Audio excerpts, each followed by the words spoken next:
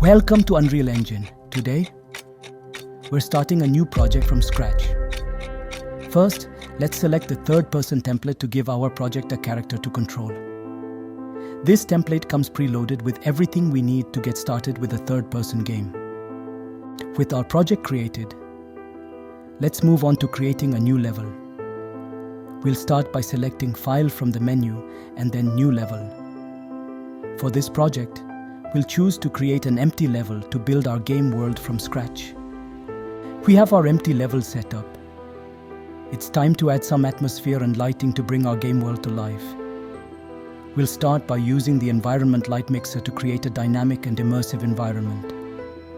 Let's create an atmospheric light to enhance the overall ambience of our environment. We'll add a sky atmosphere to simulate the appearance of the sky and atmospheric effects such as haze and fog. Let's create volumetric clouds to add realistic cloud formations to our sky.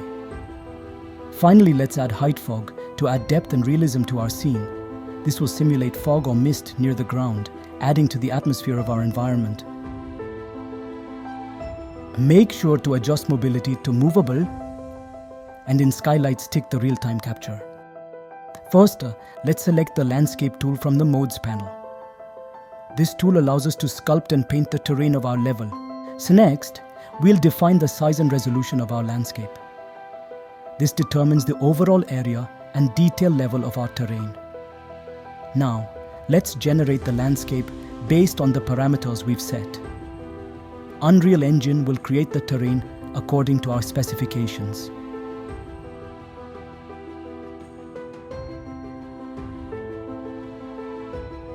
First, let's open the Landscape Material Editor.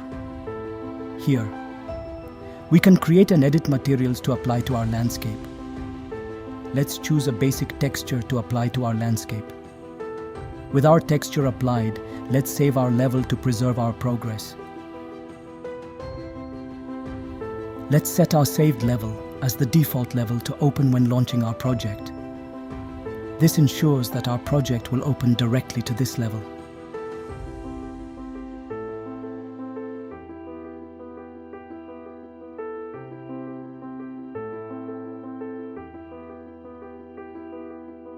Let's open the plugin manager in Unreal Engine. Here, we'll enable the modeling tool plugin by ticking the appropriate box. Now that we have the modeling tool enabled, let's add a mannequin to our scene. This will serve as a reference for the size and scale of our road.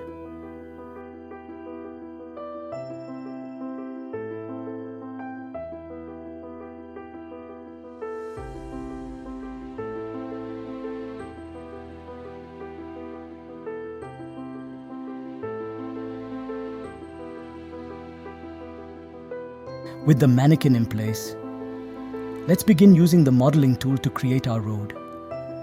We'll start by creating a plane and adjusting its parameters to match the desired size and shape of our road. Using the modeling tool, we'll create a plane in the scene and adjust its parameters such as width, length, and thickness to define the road's dimensions. By referencing the mannequin size, we ensure that our road is appropriately scaled for our game environment.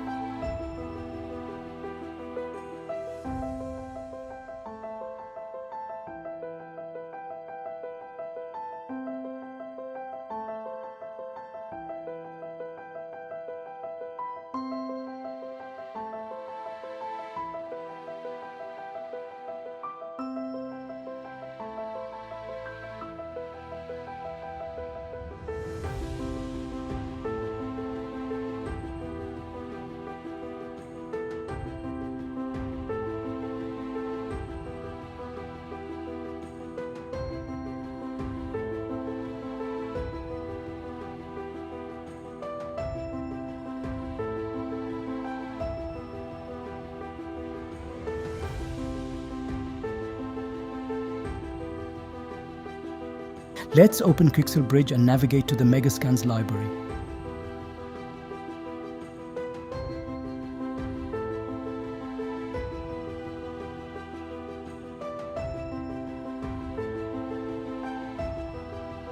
Here, we can find a wide variety of high-quality surface textures. Now, Let's search for and download the surface texture that best matches our road. Quixel Megascans provides a vast selection of textures to choose from. With our texture downloaded, let's import it into Unreal Engine. We'll create a new material to apply the texture to.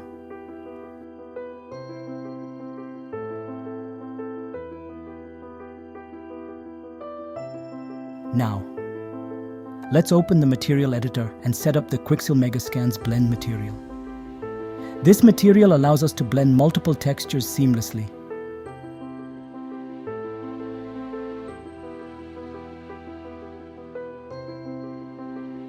Using the blend material, we can adjust parameters such as roughness, metallic, and blending options to create a realistic road texture. Finally, let's apply the Quixel Megascans blend material to our road mesh in the scene. This will give our road texture a lifelike appearance. Now, let's select our road material and start experimenting with the blending options. We can layer different textures to add variation and detail to our road. Using the blending tool, we can adjust parameters such as opacity, roughness, and blending modes to fine-tune the appearance of our road texture. As we blend different textures together, we can see how the realism of our road texture is enhanced. This adds depth and complexity to the material. By experimenting with different blending options, we can create a road texture that looks natural and convincing. It's incredible how the blending tool allows us to achieve such realistic results. Now, let's carefully examine the parameters and settings of the blend material. We'll pay close attention to how each texture is blended together to achieve the desired effect. As we tweak the blending options, let's observe how they affect the appearance of our road texture. We'll pay attention to details such as roughness, specular, and overall texture quality. By comparing different blending configurations, we can determine which one gives us the most visually appealing result. It's fascinating to see how subtle changes in blending can make a big difference in the final look of our road texture.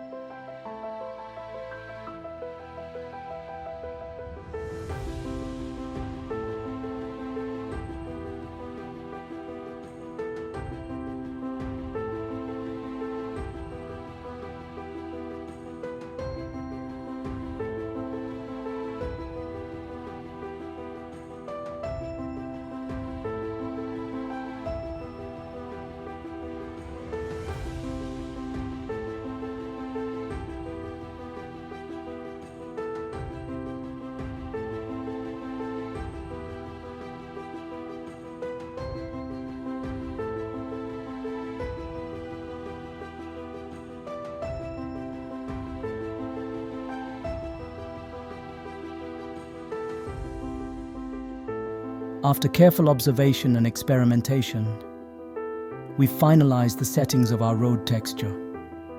It now looks more realistic and visually pleasing, thanks to the power of the blend material. First, let's select our road mesh and open the mesh painting tool.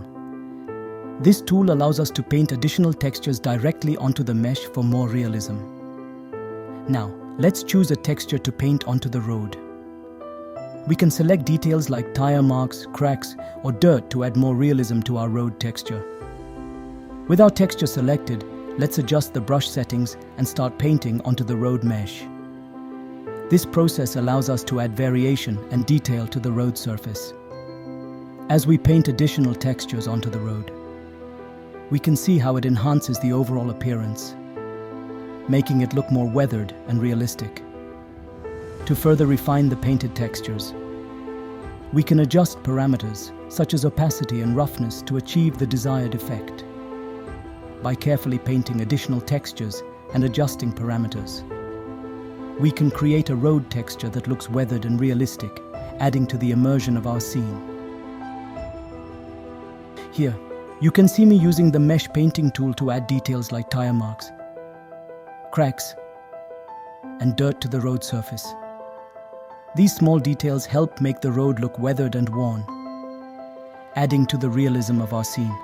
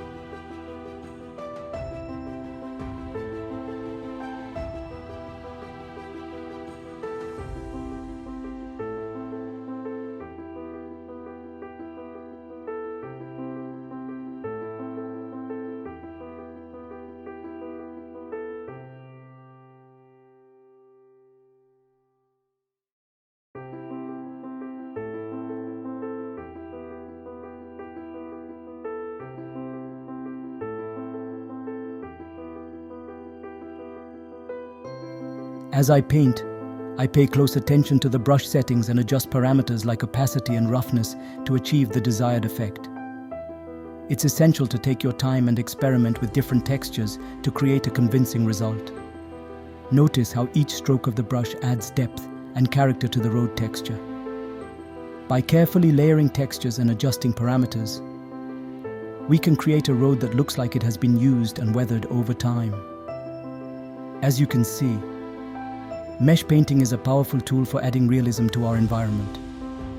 By adding these small details, we can elevate the quality of our project and create a more immersive experience for players.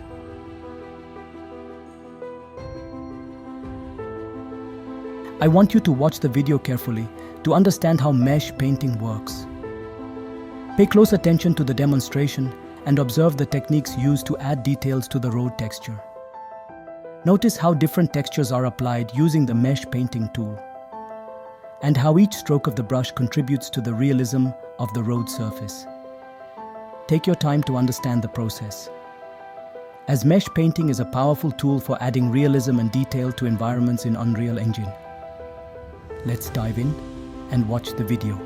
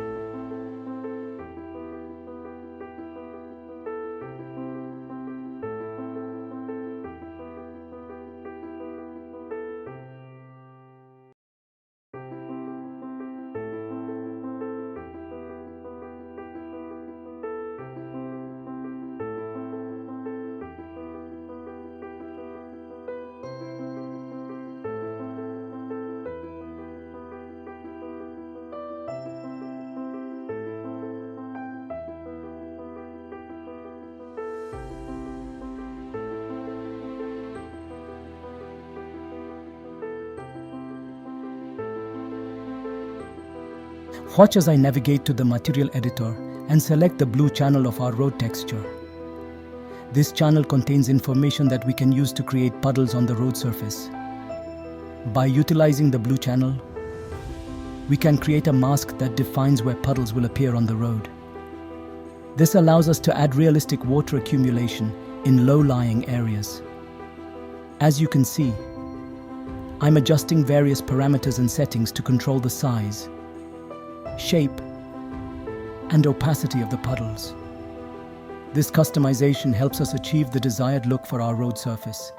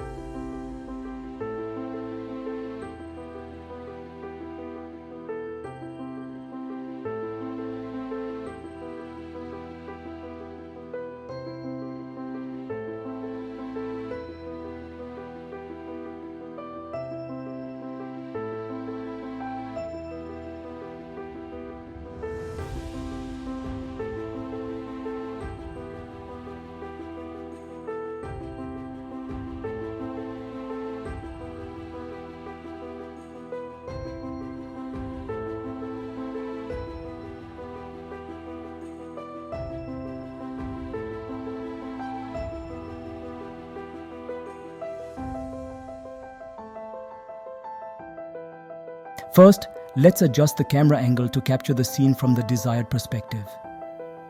By manipulating the camera's position and rotation, we can find the perfect angle to showcase our work. Next, let's modify the camera attributes to resemble those of a DSLR camera.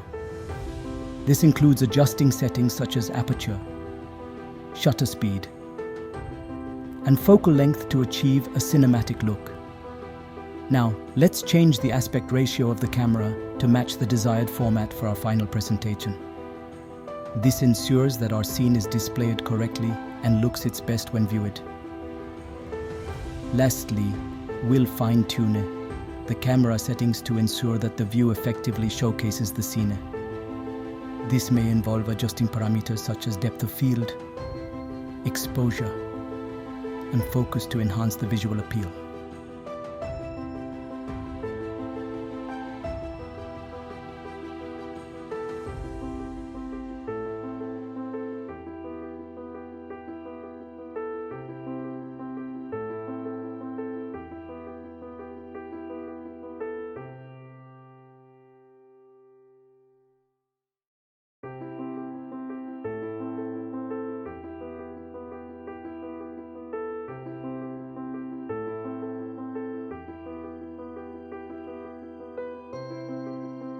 Let's navigate to the Epic Games Marketplace within Unreal Engine. Here we can find a variety of high-quality assets to add to our project. Now let's search for and download the Megascans Trees, European and Rural Australia packs. These assets will help populate our scene with realistic vegetation. With the assets downloaded, let's import them into our project. We'll then place the Megascans Trees within our scene to add lush vegetation.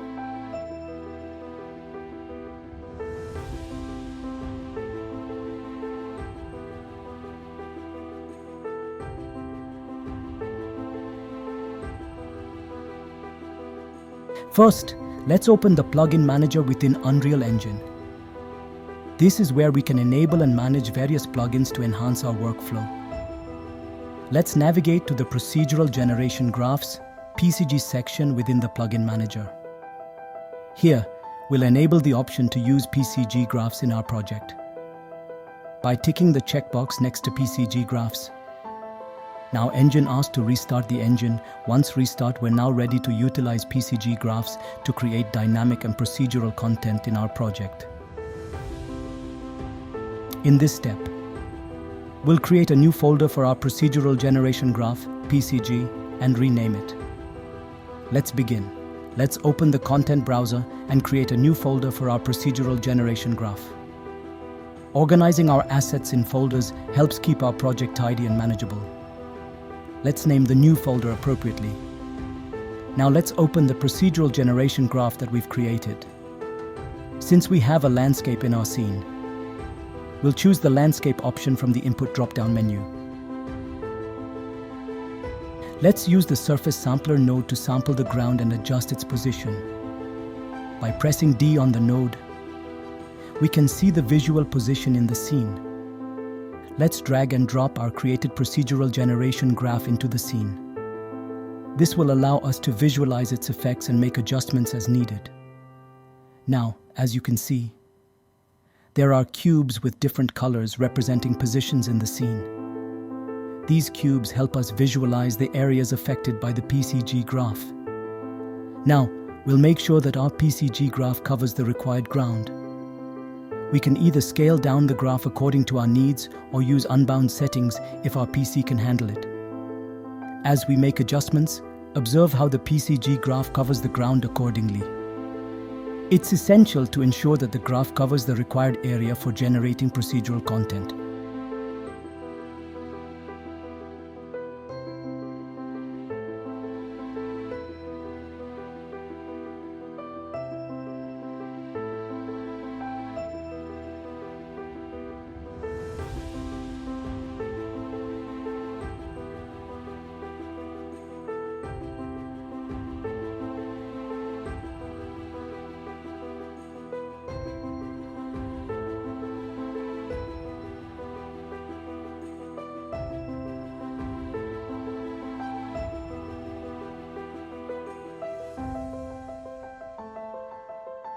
Let's add the attribute noise node to our procedural generation graph. This node will help us control the points generated by the graph using noise. Let's play with the parameters of the attribute noise node to manipulate the procedural points. As we tweak the parameters, notice how the distribution of procedural points changes. This allows us to create variations in the generated content, adding complexity and detail to our scene. Take your time to experiment with different parameter values until you're satisfied with the result. This process of tweaking parameters is essential for achieving the desired look and feel of our procedural content.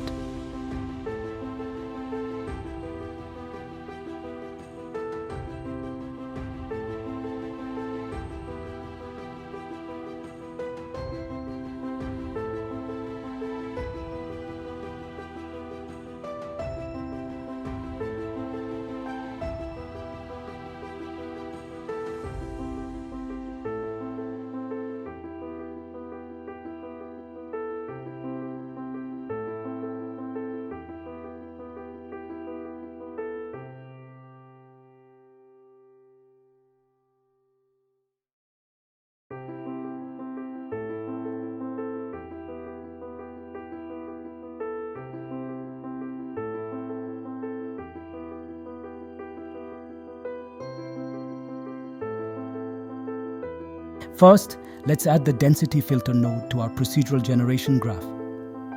This filter allows us to control the density of procedural points in our scene. Now let's play with the attributes of the density filter node to control the distribution of procedural points. By adjusting parameters such as density, fall off, and seed, we can achieve different effects. As we tweak the parameters, notice how the density of procedural points changes. This allows us to create variations in the density of generated content, adding realism and detail to our scene. Take your time to experiment with different parameter values until you're satisfied with the density of procedural points. This process of tweaking parameters is crucial for achieving the desired look and feel of our scene.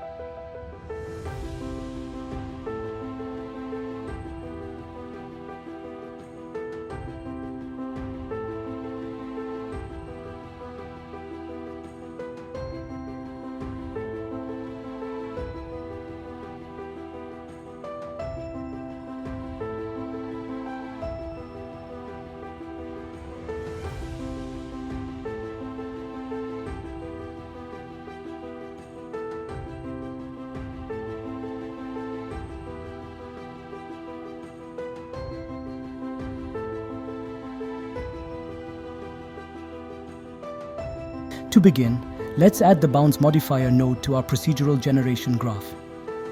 This modifier allows us to adjust the boundaries within which procedural points are generated. Next, we'll select the scale mode on the bounds modifier node. This mode enables us to adjust the bounds by scaling them up or down. Now let's play with the bounds min and the bounds max values to control the distribution of procedural points. By adjusting these values, we can define the area within which points are generated. Notice how changing the bounds min and bounds max values alters the distribution of procedural points. This allows us to fine-tune the placement of points within our scene. Take your time to experiment with different values until you're satisfied with the distribution of procedural points. This process of tweaking parameters helps us achieve the desired layout of points in our scene.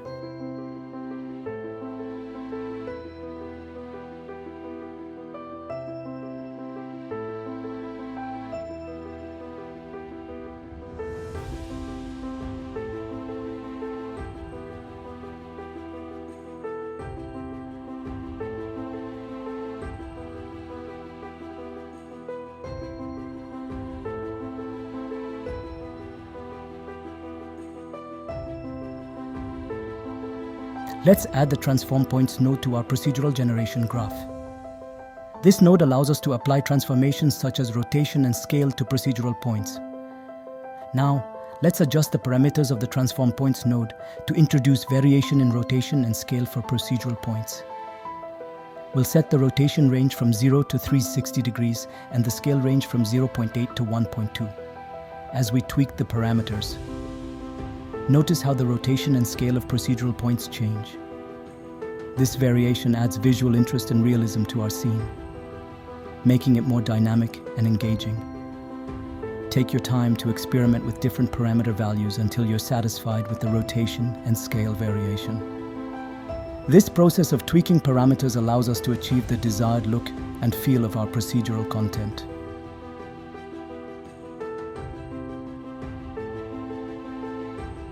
Let's add the static mesh spawner node in our procedural generation graph. This node allows us to replace procedural points with static meshes, in this case, trees. Next, we'll add 4 new mesh entries to the static mesh spawner node. These entries will represent the tree meshes that we'll use to populate our scene. Now let's select the tree meshes from the bundle of trees we downloaded from the Epic Games Marketplace. We'll add these tree meshes to the mesh entries in the static mesh spawner node. As we add the tree meshes to the mesh entries, observe how they replace the cubes in the scene. These tree meshes will add realism and detail to our environment, bringing it to life.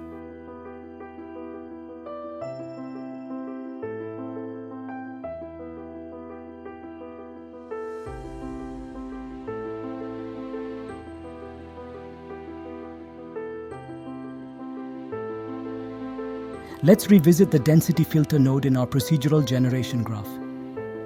This node allows us to control the density of procedural points in our landscape. Now let's adjust the upper and lower bounds in the density filter node to fine-tune the density of procedural points.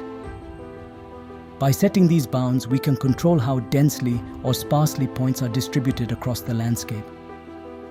As we tweak the upper and lower bounds, notice how the density of procedural points in the landscape changes. This allows us to tailor the distribution of points to match our specific requirements. Take your time to experiment with different bounds until you're satisfied with the density distribution across the landscape. This process of fine-tuning allows us to achieve the desired level of detail and realism.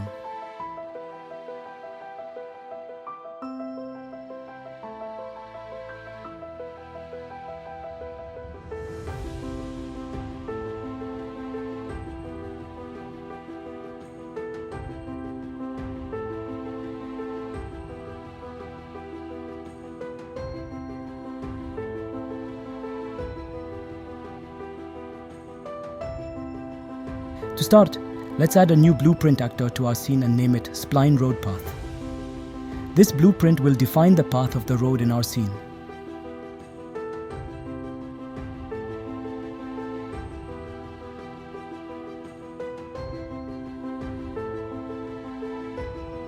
Next, let's open the blueprint and add a spline component to it. We'll name this component Road Path, as it will define the path of the road in our scene.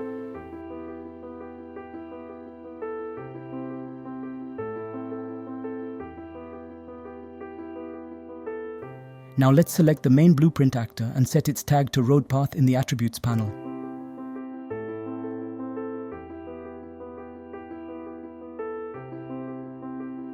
This tag will help us identify the road path blueprint later on.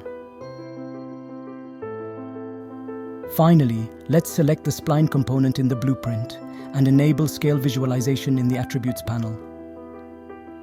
This will allow us to visualize the scale of the spline while working on the scene.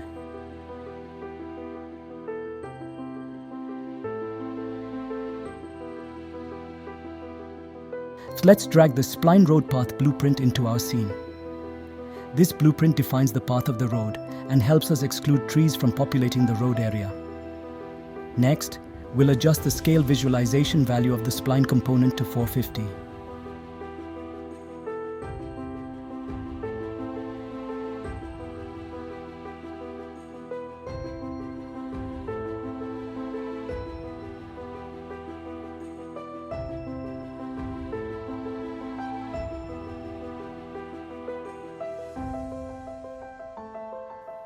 This allows us to visualize the scale of the spline and align it accurately with the road.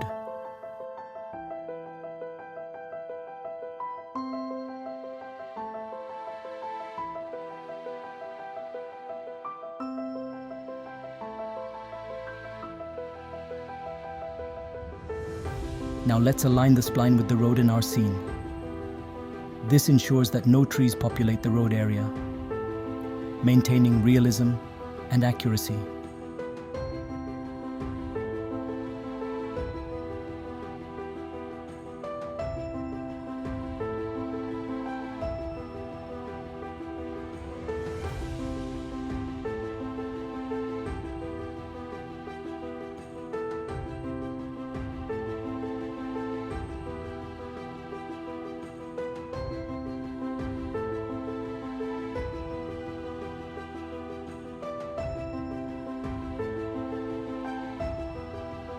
Open the procedural generation graph in Unreal Engine. This is where we'll add the necessary nodes to interact with the spline data. We'll add a getSpline data node to the graph. This node will retrieve information about the spline we created for the road. Let's connect the getSpline data node to the spline sampler node.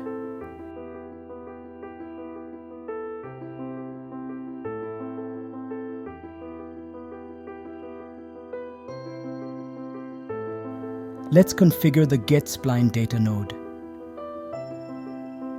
We'll set the actor filter to all world actors and specify the actor name as road path, which is the name of the spline blueprint.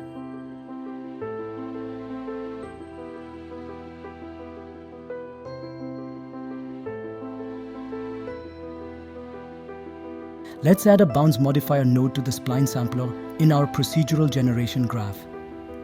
This node will help us adjust the bounds to define the area along the spline path. Next, let's start debugging the bounds modifier to visualize its effect on the spline path area. This will help us understand how changing the bounds affects the area where procedural content will be generated. Now let's change the bounds min and max values for all axes to understand the spline path area.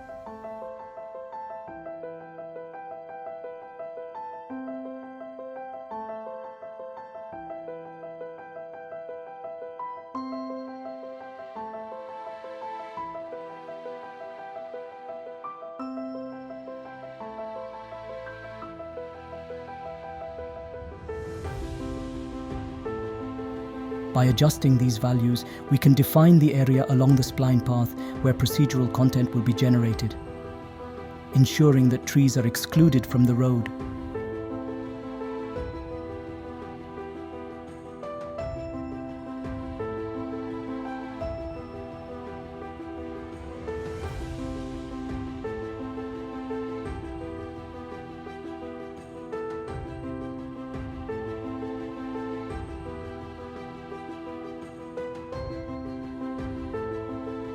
As we constantly change the values, observe how the spline path area is affected.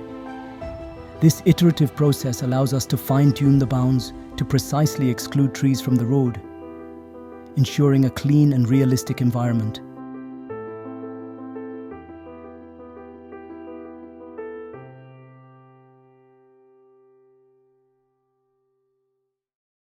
Difference node to our procedural generation graph. This node will help us exclude trees from the area where the road is located. Next, we'll connect our first tree PCG graph to the source input of the difference node. This allows us to use it as the base for our procedural generation. We'll also disconnect the previous connection to the static mesh spawner. Then, we'll connect the transform points node to the source input of the difference node. This ensures that the transformation effects are applied to the procedural points. After that, we'll connect the current spline PCG graph to the difference node, defining the area where the road is located. Now we'll connect the difference node to the static mesh spawner. This will generate procedural content while excluding trees from the road area. As you can see in the viewport, the road path is clear while trees are present on both sides.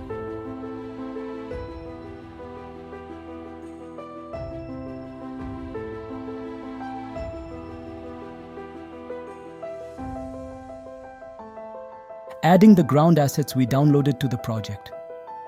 These assets can be found in the Quixel Megascans library and are available for free. Let's return to the procedural generation graph.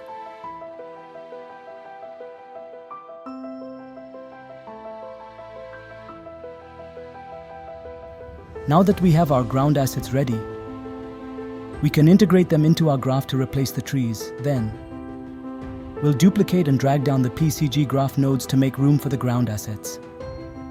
This helps us keep our graph organized and easy to manage. Since we don't need trees this time, we'll delete the mesh entries for trees from the static mesh spawner node. This clears the way for us to add the ground assets. Finally, let's add 4 new mesh entries to the static mesh spawner node and assign the ground meshes to them. This ensures that the ground assets will be generated instead of trees. Let's connect the surface sampler node to a new attribute node. As you can see, ground assets are spawning on the road. To exclude ground assets from the road area, let's connect the spline node to a difference node. This will ensure that ground assets are only generated outside the road. Since we don't need the bounds modifier in the ground asset graph, let's remove it. We'll connect the density filter directly to the transform points node. Finally, let's adjust the value of the translator y-axis in the transform points node. By setting it to negative, we ensure that ground assets stay connected to the ground surface. We'll fine-tune the density and bounds of ground assets in our procedural generation graph to achieve the desired look. The points per square meter and point extent parameters in the surface sampler node.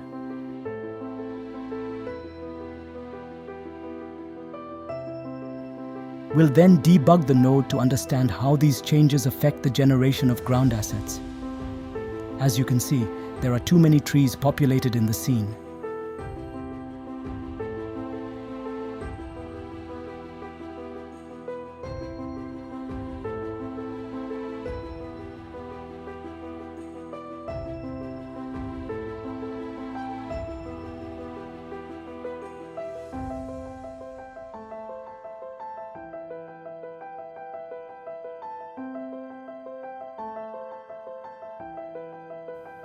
To address this, we'll use a density filter node to reduce their density.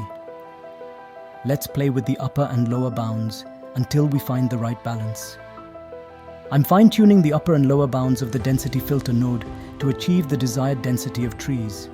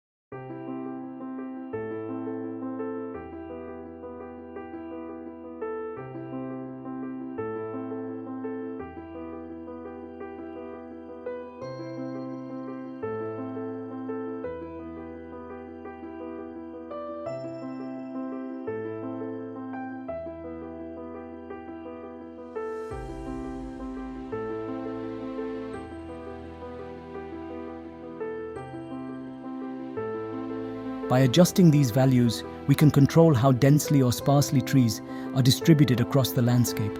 Currently,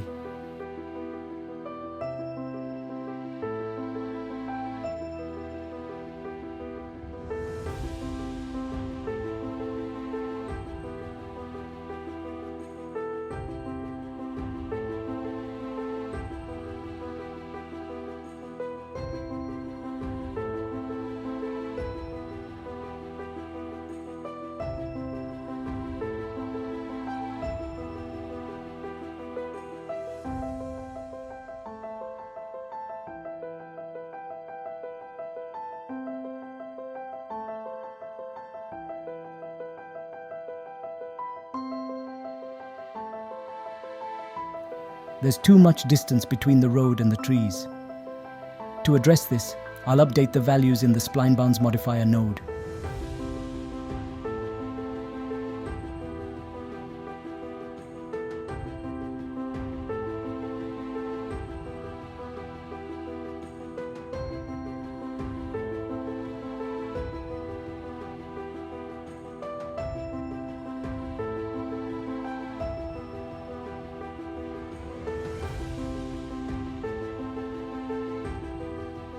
This should bring the trees closer to the edge of the road.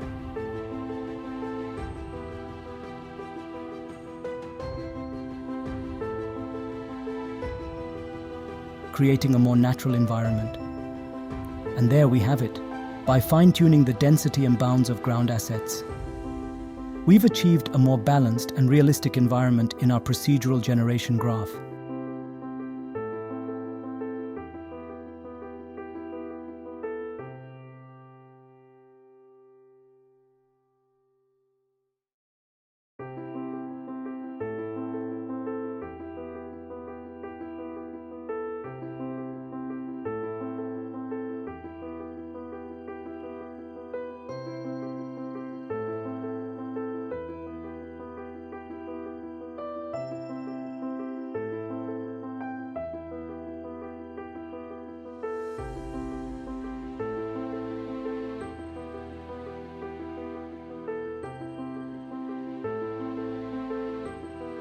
We'll focus on fine-tuning the density and placement of ground meshes in our procedural generation graph.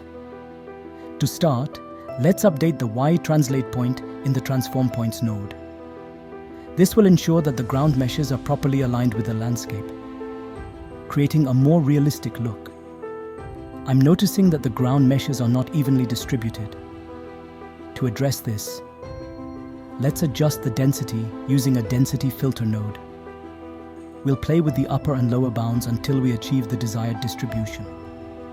I'm fine-tuning the upper and lower bounds of the density filter node to achieve the desired density and distribution of ground meshes. This allows us to control how densely or sparsely the ground meshes are distributed across the landscape. The beauty of working with PCG graphs is that we can make adjustments later if needed. If we feel that the density or distribution of ground meshes still needs tweaking, we can easily come back and update the graph accordingly. By fine-tuning the density and placement of ground meshes, we've created a more realistic and visually appealing environment in our procedural generation graph. Let's duplicate the nodes from attribute noise to static mesh spawner.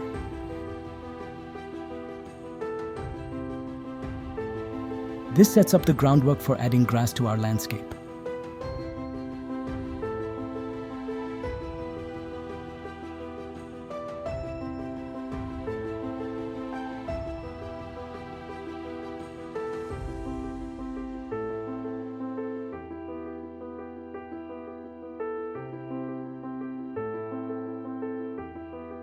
Now let's connect the surface sampler to the third attribute noise node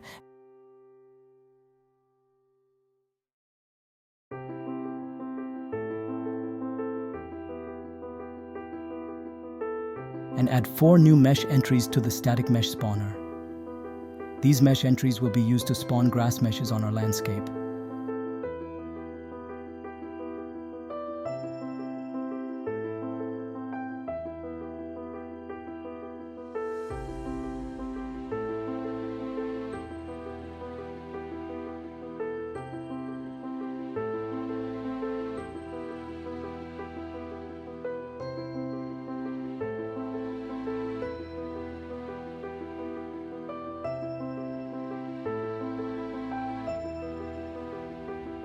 To ensure that grass doesn't appear on the road, we'll connect the spline path to the difference node.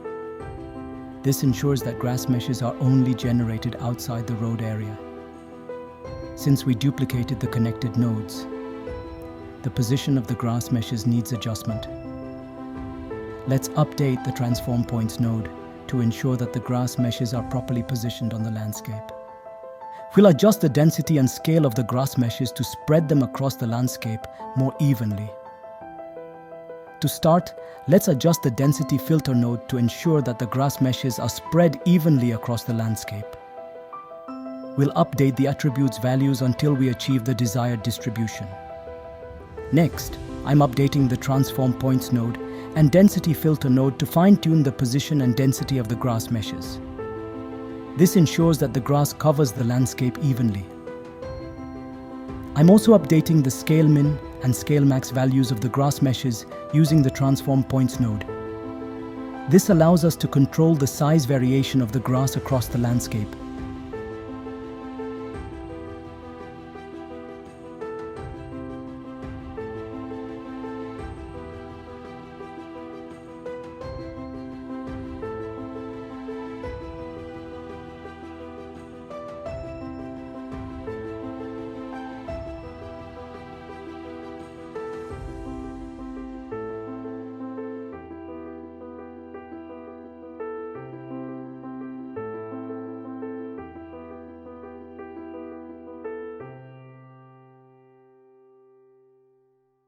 Finally, I'm updating all the PCG graph nodes until I feel that the grass meshes look just right on the landscape.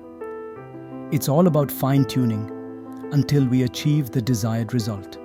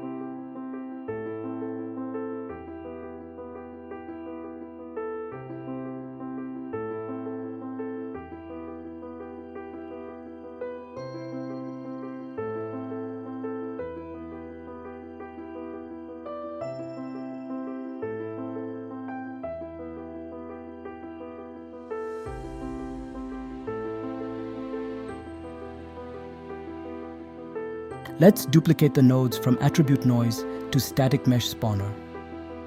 This sets the groundwork for adding small plants to our landscape.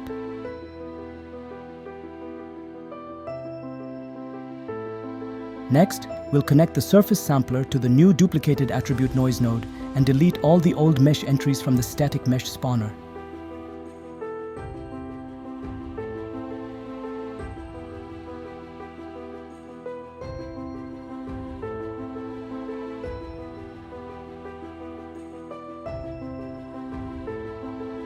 This clears the way for adding small plant meshes instead.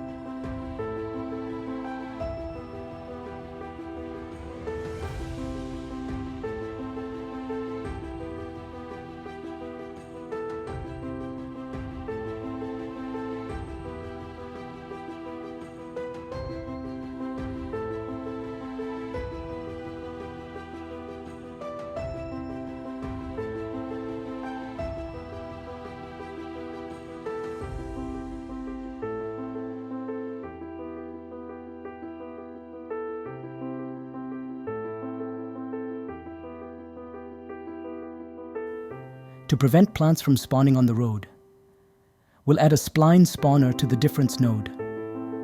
This ensures that plant meshes are only generated outside the road area.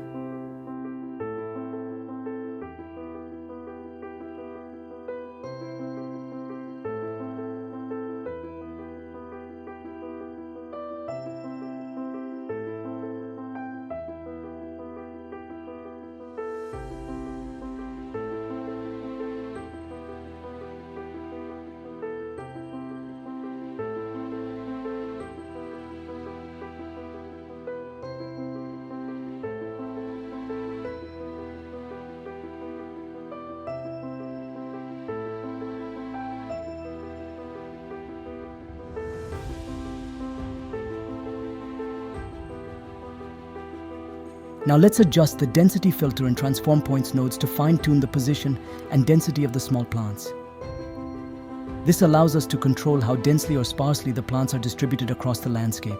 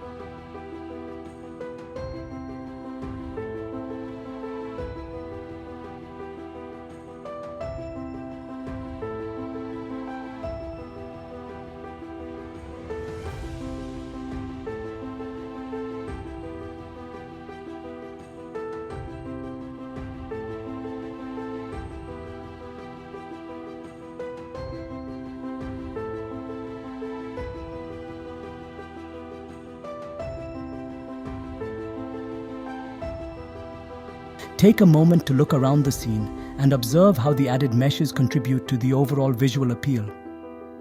This allows us to assess the progress and make any final adjustments if needed.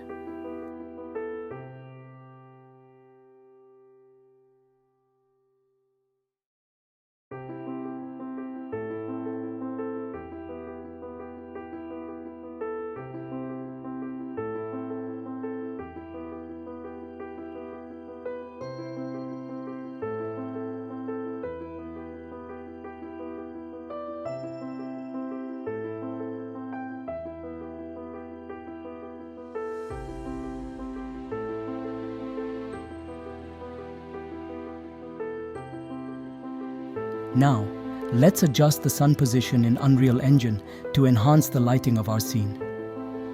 I'll press Ctrl+L to access the sun position controls, ensuring that nothing is selected in the outliner.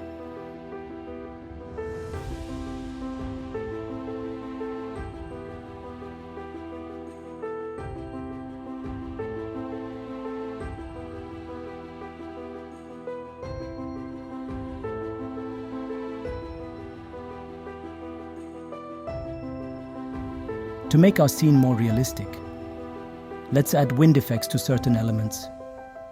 I'll click on the material of the grass and plants where we can find the wind option and tick it on.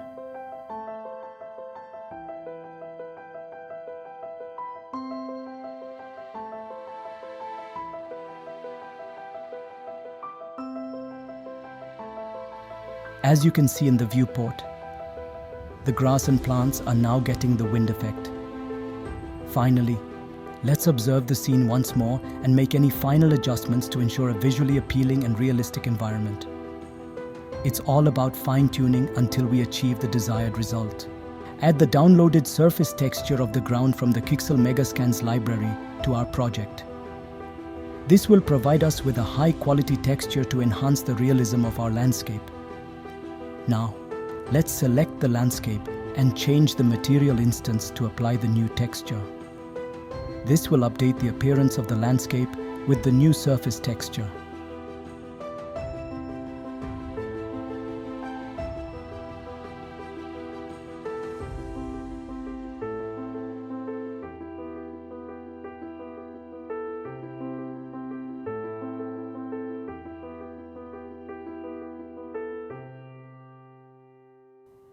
Upon inspection, we notice that the texture looks flat.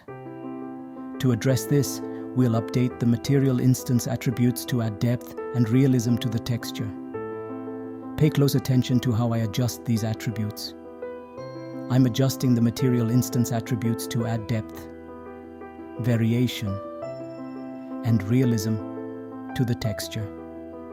By tweaking parameters such as roughness, specular, and normal maps, we can achieve a more lifelike appearance.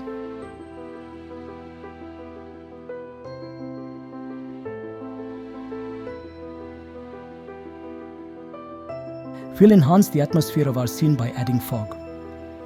To begin, let's select the exponential height fog that we've already added to our scene. We'll use its attributes to customize the fog settings.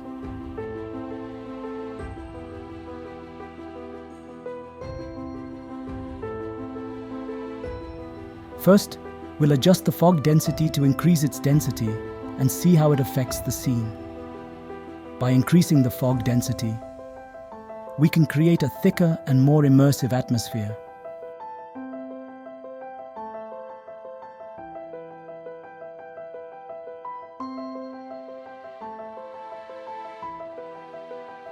Next, we'll adjust the fog height fall-off to control how the fog density changes with height. This allows us to create a gradual transition between areas with different fog densities.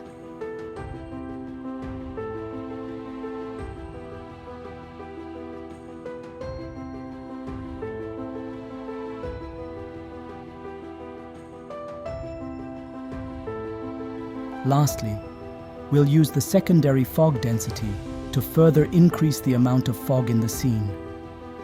This helps to fill the space with more atmospheric effects, adding depth and realism to the environment.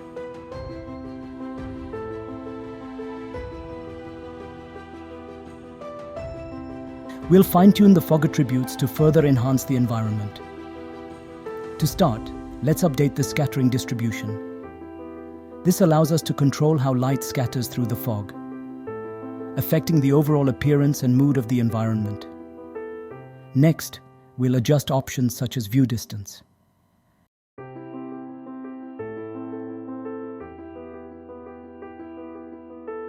Start distance.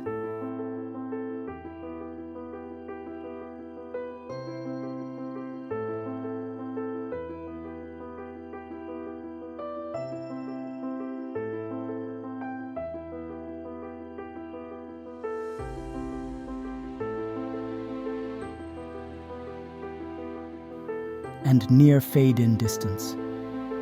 These settings help us fine-tune the fog's appearance and behavior, ensuring a more immersive environment.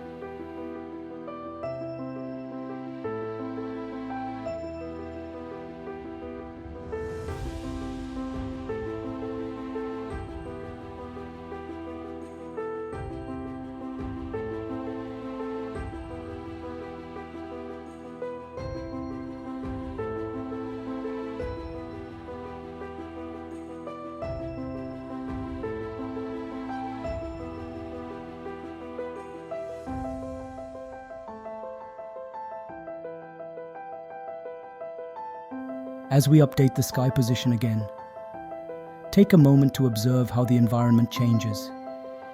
Notice how the fog interacts with the new sky position, altering the overall look and feel of the scene. Isn't it amazing how adjusting the fog settings can completely transform the environment?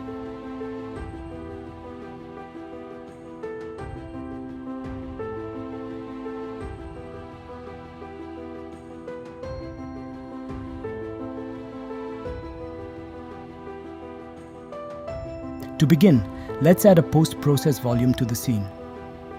This will allow us to apply various visual effects and adjustments. I'll explore the available attribute options to see what we can tweak.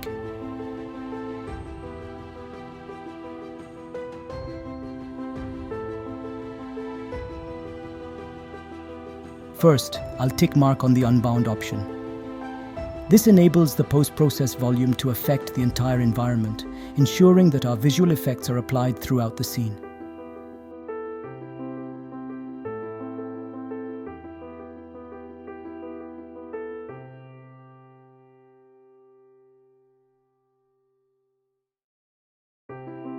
Now, let's focus on specific options, like bloom and exposure.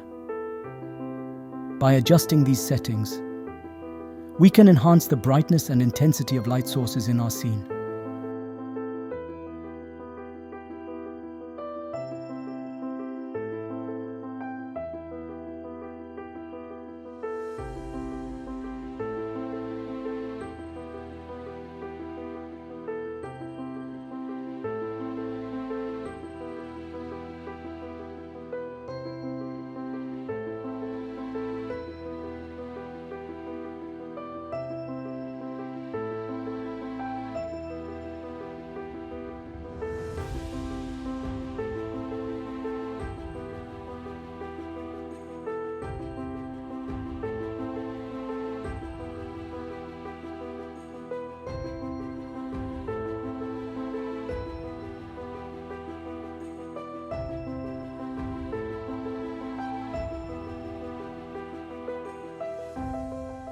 Pay close attention to how I tweak these attributes. Take a moment to observe the changes in the scene as I update the post-process volume settings.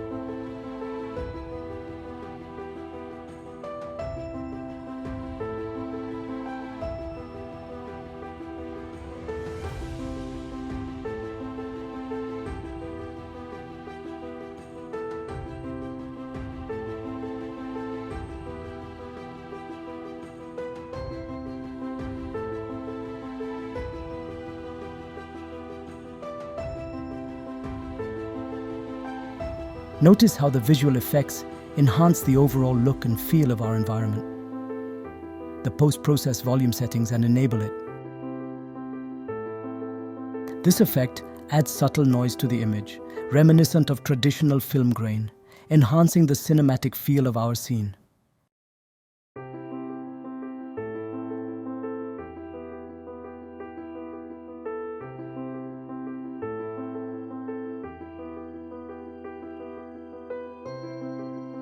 Adding a kangaroo board sign to the road. This sign, downloaded from the marketplace, adds a touch of realism and character to our scene.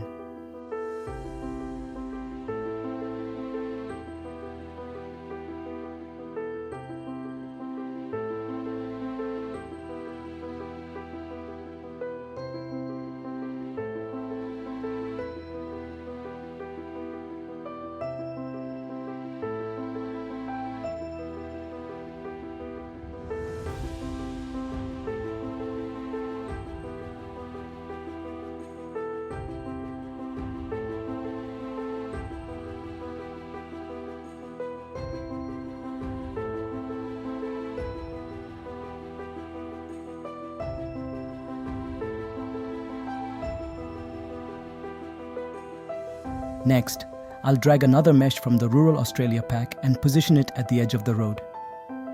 This additional detail helps to further populate our environment and make it feel lived in.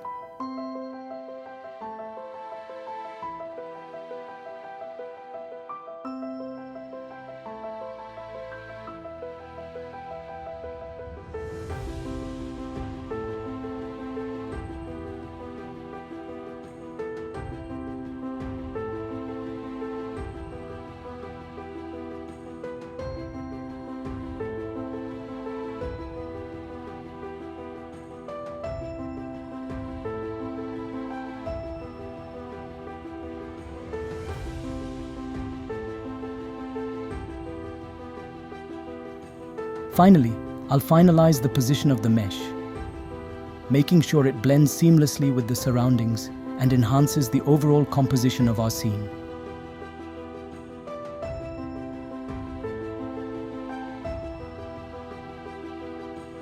Select the foliage tool and add 3 different variations of fallen leaves to it.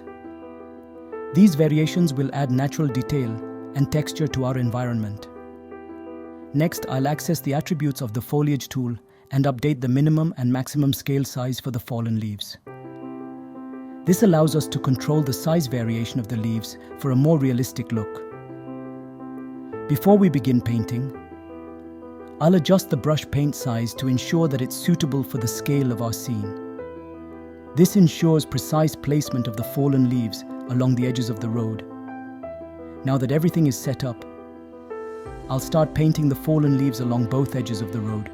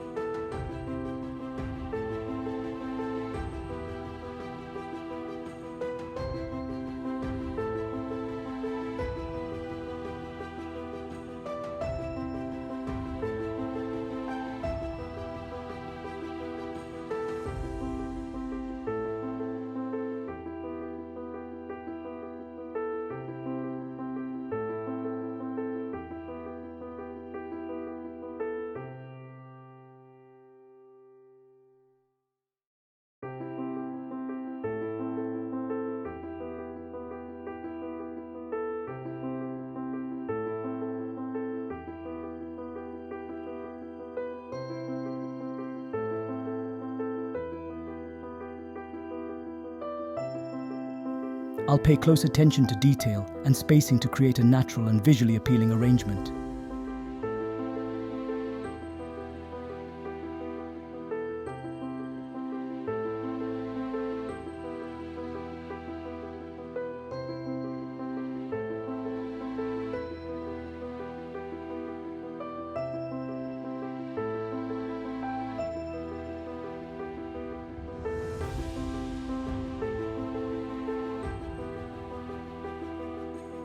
I'll drag a few small branches into the foliage tool. These branches will add another layer of detail to our environment. I'll adjust the minimum and maximum size of the branches, as well as the brush tool size for painting. This ensures that the branches vary in size and are painted with the appropriate brush size.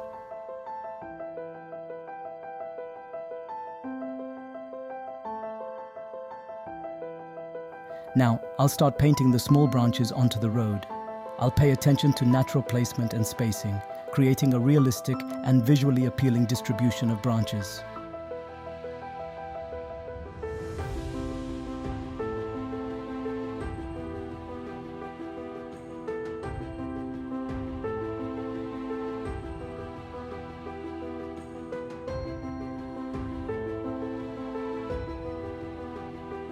Drag grass meshes into the foliage tool. These grasses will add lushness and texture to the edge of the road. Now, let's prepare to paint with them. Next, I'll adjust the minimum and maximum size of the grass and prepare the brush tool size for painting. This ensures that the grass varies in size and is painted with the appropriate brush size. Now, I'll start painting the grass across the edge of the road. I'll ensure a natural distribution and coverage, creating a verdant and inviting roadside environment.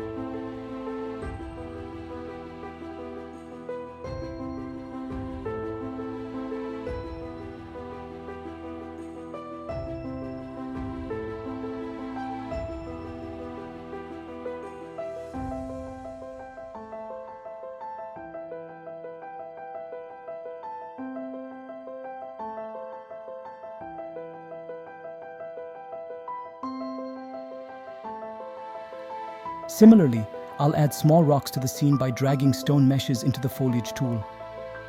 I'll adjust their size parameters to create variation and realism.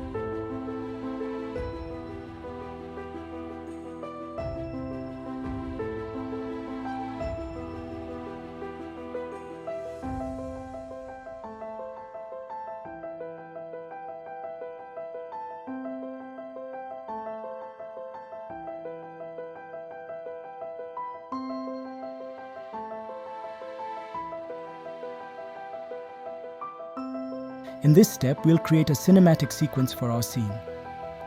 To start, I'll create a new level sequence and specify the saving path and name for our cinematic sequence.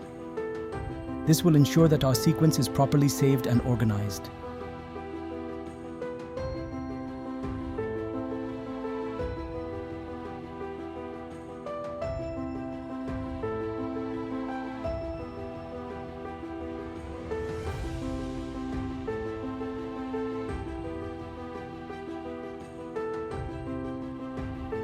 Next, I'll add my camera to the camera sequence by using a track and adding an actor sequence. This allows me to include my camera in the sequence, ensuring that it captures the desired shots. I'll now adjust the frame rate from 30 to 24 frames per second to achieve a cinematic feel. This lower frame rate provides a smoother and more cinematic motion to our sequence.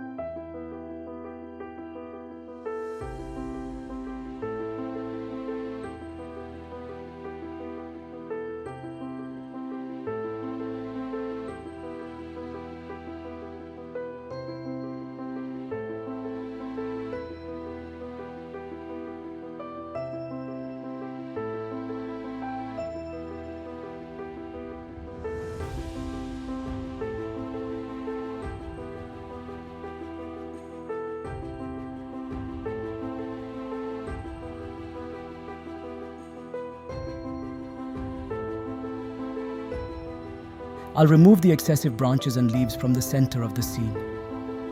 This will help improve the composition and focus the viewer's attention on key elements.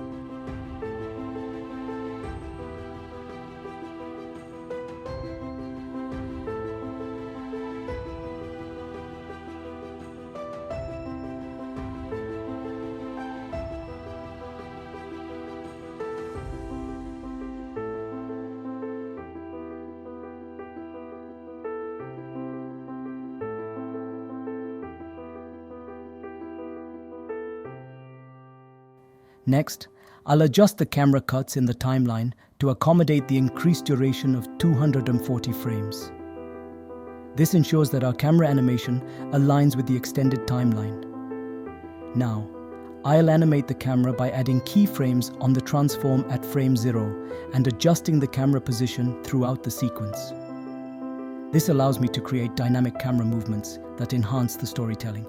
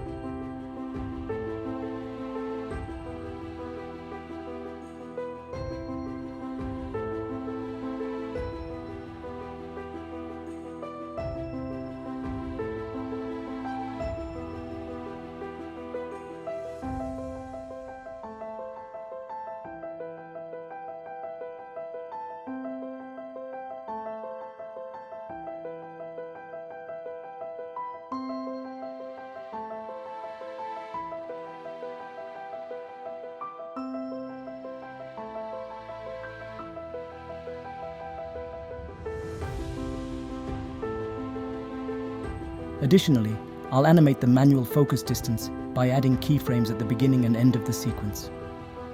This adds depth and visual interest to our shots, guiding the viewer's attention to specific elements.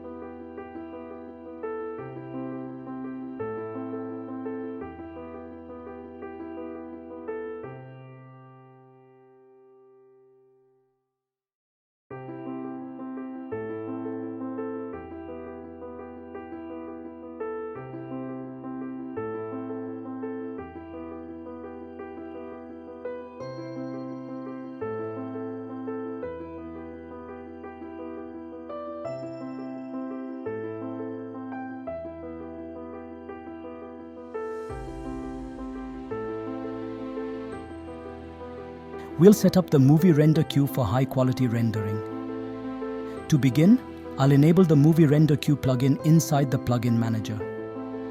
If prompted, I'll restart the engine to ensure that the changes take effect. Next, I'll click on the render queue and select the movie render queue option. This specialized tool is designed for rendering high-quality cinematic sequences. Now, I'll follow the instructions in the video tutorial to configure the rendering settings in the movie render queue. This includes specifying the output format, resolution, and other parameters for the final render. Finally, I'll double-check that all settings are correctly configured for high-quality rendering. Once everything looks good, I'll initiate the render process and let the movie render queue work its magic.